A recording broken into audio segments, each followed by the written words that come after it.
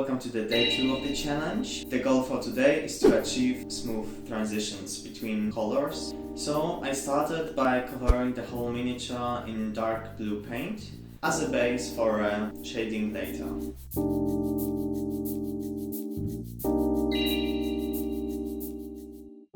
My plan for the shading was to go layer by layer, starting with the dark blue, then slightly lighter blue, to go from dark to light.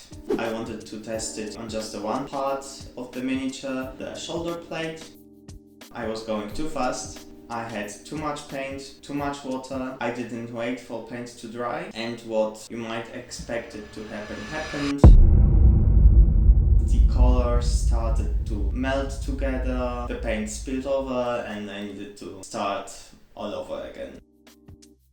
But that was a lesson to go slower, to have a little bit more patience with this process. So I brushed it off and I went one more time. This time I just tried to dip only the tip of that brush in the paint to take very little water in. I was very slowly going, applying one layer, waiting for it to dry, then moving to the next one.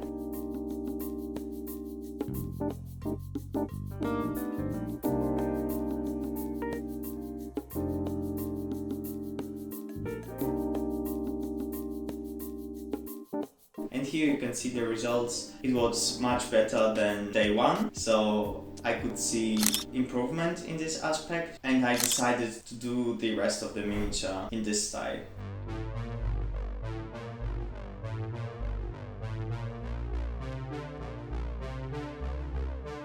I followed the same steps each and every time. So firstly I applied blue, then I waited for it to dry. In the meantime I moved to the next part of the miniature and I did it all over and over again.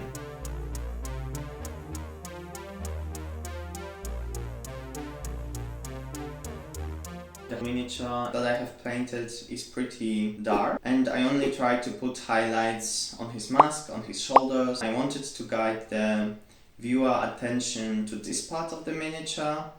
That's why I didn't really want it to paint very bold or vibrant colors for the base or for the gun or for the eyes. Here is how he looks at the end of the process.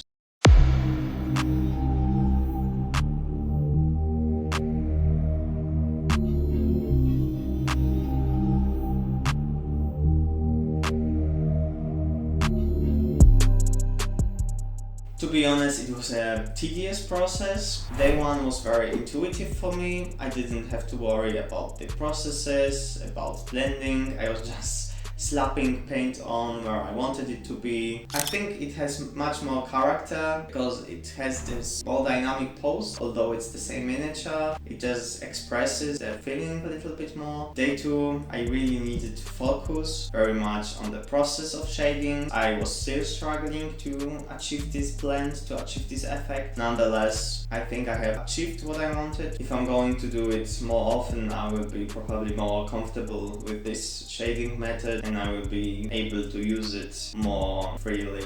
Thank you all for watching the day 2. Stay tuned for day 3, where we will be learning how to do freehands on the miniature. So that's a challenge you don't want to miss.